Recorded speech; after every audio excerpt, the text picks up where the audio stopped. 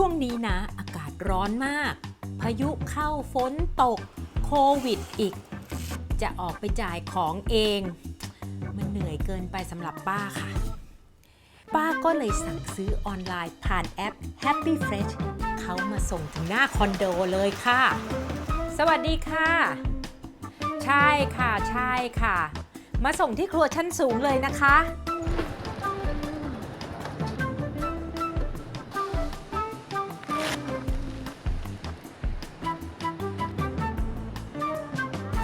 พี่เฟสสวัสดีครับสวัสดีค่ะโอ้ขอบคุณมากนะคะขับรถดีๆนะครับวันนี้เราจะมาทำขนมจีนน้ำยากันค่ะการอยู่ที่สูงไม่ใช่เรื่องง่ายเพราะยิ่งอยู่คอนโดสูงก็ยิ่งห่างไกลจากอาหารสวัสดีค่ะนี่ป้าป้อมนะคะไม่ใช่เชฟป้อมจะมาทำให้เห็นว่าครัวเล็กๆในคอนโดก็ทำอาหารดีๆได้ใช้งบไม่สูงและทำให้ชีวิตบนที่สูงขึ้นได้อีกขึ้นไปค่ะขึ้นไปครัวชั้นสูงกัน High Zone Kitchen ไหนมาดูซิ Happy Fresh เลือกของมาเป็นยังไงเฮ้ยเลือกของเป็นนี่เนี่ยสดใช้ได้เลยเหมือนไปเลือกเองเลยค่ะเนี่ยข้าวของก็พร้อมแล้วนะคะได้เวลาเริ่มต้นทำน้ำยาคนคลักกันแล้วอย่าลืมนะคะพวกผักสมุนไพรทั้งหลายที่เราซื้อมาต่อให้เขาแพ็คมาเรียบร้อยยังไงเราควรจะต้องล้างก่อนค่ะอย่าลืมที่เคยสอนนะคะล้างในน้ำที่เปิดวิ่งตลอดเวลาสำหรับตะไคร้นะคะตัดหัวมันทิ้งก่อนและส่วนที่แก่เกินไปก็เอาออกทิ้งสักชั้น2 ชั้นสำหรับตะไคร้นะคะป้าใช้แค่ครึ่งถ้วยแกงนี้ต่อไปนะคะหอมแดงใช้ปริมาณเท่ากับตะไคร้ต่อไปค่ะกระเทียมเราใช้แค่ครึ่งหนึ่งของหอมหรือตะไคร้ข่าป้าใช้ประมาณ3 แว่นแค่นี้หนาแค่นี้นี่นะคะข่า3 แว่นของป้าลงไปตรงนี้สำหรับมะกรูดนะคะป้าใช้ผิวมะกรูดประมาณ1 ลูกเท่านั้นต่อไปนะคะนับว่าเป็นสมุนไพรที่มีผลให้กลิ่นน้ำยาของเราหอมมากมายนั่นคือกระชายค่ะส่วนที่เราจะใช้แค่ดอกมันเราไม่ใช้โคนมันนะเพราะว่าที่โคนก็ขมอีกแหละดังนั้นเราจะทำอาหารไทยเราต้องศึกษาการใช้สมุนไพรไทยให้ถูกต้องนะคะไม่งั้นอาหารเราแทนที่จะอร่อยมันขมซะจนไม่มีรสอื่นเลยเมื่อกระชายเป็นส่วนผสมสำคัญของน้ำยานะคะป้าจะใช้ค่อนข้างเยอะนะเราใช้กระชาย2 ถ้วยนี้ค่ะเครื่องน้ำยาเราใช้เข้าไปกี่อย่างแล้วถ้าไม่ได้ Happy Fresh นะเดินเหงื่อตกเลยต่อไปนะคะพริกชี้ฟ้าแห้งค่ะเราใช้พริกชี้ฟ้าแห้ง12 เม็ดและที่ขาดไม่ได้นะคะกะปิค่ะเราใส่ไปประมาณ1 ช้อนกินข้าวพริกไทยป่นค่ะประมาณ1 ช้อนกาแฟ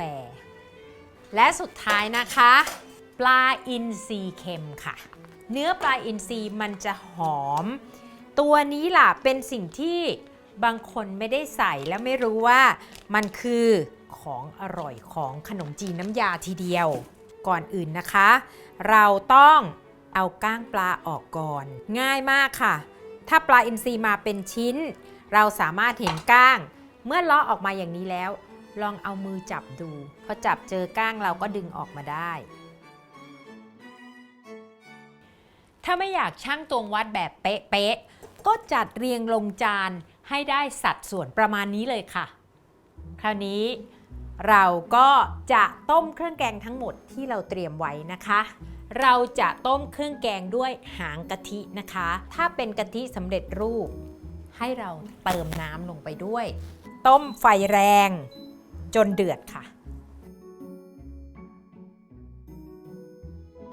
ในระหว่างที่เราต้มน้ำยานะคะ เราก็มาเตรียมเครื่องเคียงทั้งหลาย ป้าจะแยกประเภทก่อน นั่นคือผักลวกสำหรับมะระนะคะ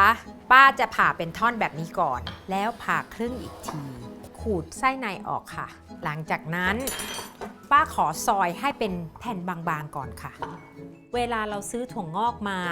เขาจะร่อนเปลือกสีดำๆทิ้งไปแล้วรอบหนึ่ง มันก็จะเหลืออยู่ในนี้ เพราะฉะนั้นหยิบขึ้นมาดูเห็นไหมคะ และเปลือกพวกนี้ถ้าสมมุติว่ามันหลุดอยู่ มันจะลอยขึ้นมาข้างบน เราเลือกเฉพาะถั่วงอกที่เราต้องการใช้ ป้าขออนุญาตละเมียดนิดนึงโดยการเด็ดหางถั่วงอกทิ้งค่ะ ผักเคียงชนิดต่อไปนะคะ ถั่วฝักยาว ถั่วฝักยาวที่ดี จะไม่พองเห็นไหมคะ และเนื้อข้างในค่อนข้างแน่นค่ะสำหรับผักลวกในวันนี้นะคะ ป้าเตรียมไว้แค่มะระซอยบางๆถั่วงอกและถั่วฝักยาวสำหรับถั่วงอกกับถั่วฝักยาวป้าสามารถเลือกที่จะกินสดก็ได้นะคะ แล้วแต่ชอบแล้วแต่อารมณ์เป็นวันๆไปนะคะลวกประมาณ5 วินาทีนะคะการลวกมะระเนี่ยเพื่อให้นิ่มลงและลดความขมของมะระด้วยค่ะป้าจะลวกประมาณ10 วินาทีค่ะจำได้ไหมคะเวลาลวกผักเมื่อผักสุกแค่ไหนเราต้องการหยุดแค่นั้นให้ใส่ลงในน้ำใส่น้ำแข็งเรียบร้อยค่ะสำหรับผักลวกเพราะฉะนั้นเรามาเตรียมผักสดต่อเลยค่ะกะหล่ำปลีซอยใครที่เริ่มซอยผักนะคะไม่ต้องห่วงค่ะแรกๆมันอาจจะไม่บางค่อยๆทำช้าๆเพราะไม่ฉะนั้นเนี่ยจะได้นิ้วลงไปด้วยแต่ป้าน่ะทำมาทั้งชีวิตแล้วค่ะยังไงความเร็วป้าชนะอยู่แล้ว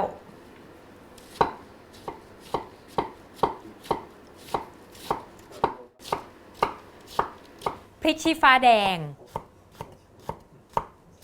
ใบแมงลักค่ะเวลาเลือกซื้อใบผักดูดีๆนะคะป้าเจอคนหยิบผิดบ่อยมากระหว่างใบแมงลักใบโหระพาและใบกะเพราแต่วันนี้ป้าโชคดีป้าใช้แอป Happy Fresh จ่ายของให้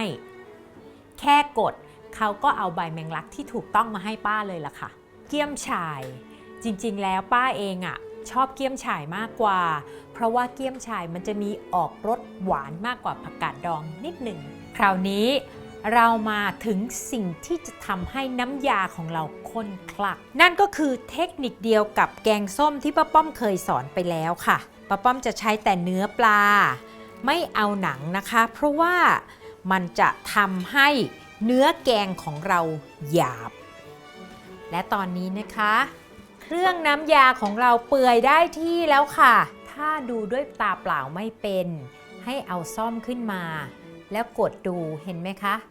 ผักที่สุกแล้วจะกดง่ายๆแบบนี้อย่างนี้นะคะแสดงว่าเครื่องแกงเราสุกเรียบร้อยพร้อมจะปั่นแล้วและถ้าดูสีของพริกก็ออกมาแล้วน้ำยาเราเริ่มใกล้ความจริงขึ้นแล้วนะคะวันนี้นะคะป้าก็จะใช้เครื่องทุ่นแรงตัวเดิมคือเครื่องปั่นมือหรือแฮนด์เบลนเดอร์แต่วันนี้ป้าจะเปลี่ยนวิธีเล็กน้อยนั่นคือป้าจะใช้ถ้วยหรือโถที่เขาให้มากับเครื่องเวลาซื้อเครื่องนะคะเขาจะให้โถที่มีมาตรวัดเพราะว่าการปั่นในโถทรงสูงอย่างนี้มันจะไม่กระเด็นใส่เราค่ะเมื่อเราเอาเครื่องแกงที่สุกแล้วมาใส่ในนี้ในส่วนที่เหลือเราจะเติมกะทิลงไปถ้าเป็นกะทิสำเร็จรูปก็เทลงไปเลยแต่ถ้าเป็นกะทิสดก็เริ่มใช้หัวกะทิได้แล้วค่ะระหว่างรอกะทิในหม้อเดือดเราก็มาปั่นเครื่องแกงอันนี้เลยค่ะเนื้อปลาอย่าเพิ่งใส่นะคะเราเก็บไว้ก่อนแล้วเดี๋ยวเรามาคอยดูว่ามันต่างอย่างไรกับการทำแกงส้มของป้าเราปั่นเครื่องแกงเสร็จกะทิในหม้อของเราก็เดือดพอดี เราก็นำเนื้อปลาลงไปรวนในกะทิให้สุกค่ะที่ป้าเอาปลาลงไปรวนในกะทิโดยไม่ต้มไปกับเครื่องแกงในตอนแรกเพราะว่าถ้าเราปั่นรวมไปกับเครื่องแกงเนื้อปลาจะละเอียดเกินและกลายเป็นผงเวลาเรารับประทานเราจะไม่รู้สึกถึงความเป็นเนื้อปลาในน้ำยาค่ะปลาที่เราใส่ทิ้งไว้ในหม้อสุกพอดีวิธีการดูง่ายๆเลยว่าปลาสุกหรือยังเราแค่เอาไม้พายทิ่มลงไปตรงกลางแล้วตัดออกจากกันได้ง่ายๆค่ะจากนั้นนะคะเราก็ตักเฉพาะเนื้อปลานี่แหละค่ะจะมากจะน้อยจะเข้มข้นคลากไหมอยู่ที่เนื้อปลานี่แหละว่าเราใส่ลงไปมากหรือน้อยแค่ไหนป้าป้อมปั่นเนื้อปลาไม่กี่ครั้งเองค่ะพอแล้วเราไม่ต้องปั่นนานเราต้องการความเป็นเนื้อปลาให้เต็มปากเราด้วยเสร็จแล้วค่ะเครื่องแกงเราจากนั้นเราก็ใส่เครื่องแกงกลับลงไปในหม้อยังไม่ต้องล้างนะคะ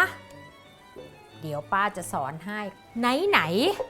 เราก็จะต้องเติมกะทิลงไปแล้ว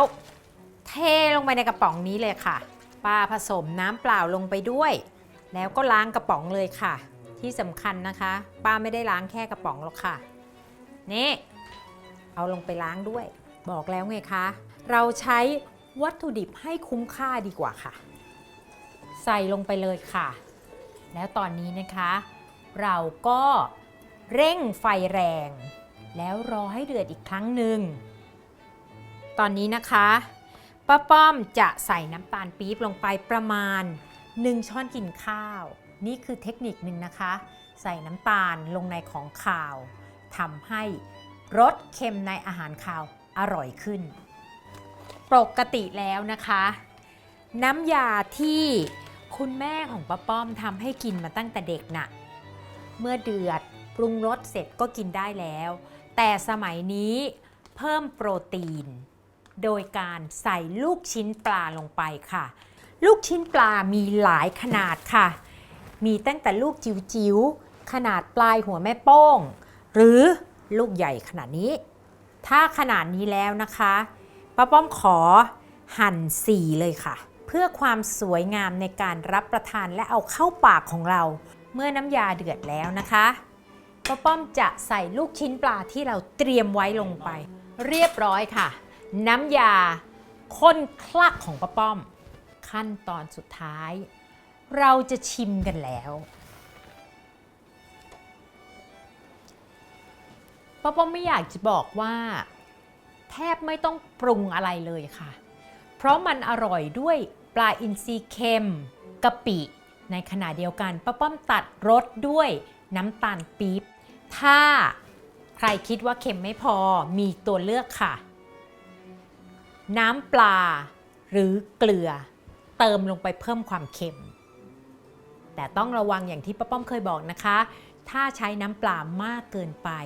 อาจจะเหม็นคาวได้ค่ะและใส่น้ำปลาเฉพาะตอนที่น้ำยากำลังเดือดเท่านั้นนะคะเส้นขนมจีนนะคะเราจะใช้เส้นขนมจีนสดก่อนจะหยิบจะจับเนี่ยเอาให้ง่ายสบายมือเอานิ้วจุ่มน้ำก่อนจากนั้นเราก็ใส่เครื่องต่างๆลงไปตามชอบเลยค่ะความสนุกของการกินขนมจีนนะคะก็คือได้เลือกกินผักตามที่เราชอบจะสดจะลวกยังไงก็ได้มันอยู่ที่ตัวเราและสิ่งที่ขาดไม่ได้ป้าเชื่อว่าทุกคนคงต้มไข่เป็นใช่ไหมคะการตัดไข่ต้มก็ง่ายๆนะคะเราขึงได้กับหูหม้อหรือหูลิ้นชักเห็นไหมคะถ้าเราใช้มีดไข่แดงจะติดที่ใบมีดนะคะทำให้ไข่ออกมาไม่เรียบสวยแบบนี้ค่ะได้เวลาที่ทุกคนรอคอยนะคะน่ากินไหมคะขนมจีนน้ำยาข้นคลักของป้าป้อมและที่สำคัญรสชาติอร่อยถูกปากถูกใจเราเองค่ะบอกแล้วไงคะถ้าอยากจะอร่อยแบบนี้ต้องทำเองเท่านั้นเก็บครัวเสร็จแล้วก็มากดกระดิ่งกด Subscribe ไว้นะคะเพราะว่าครัวชั้นสูงยังมีอีกหลายเมนู จะได้ไม่พลาดกันค่ะ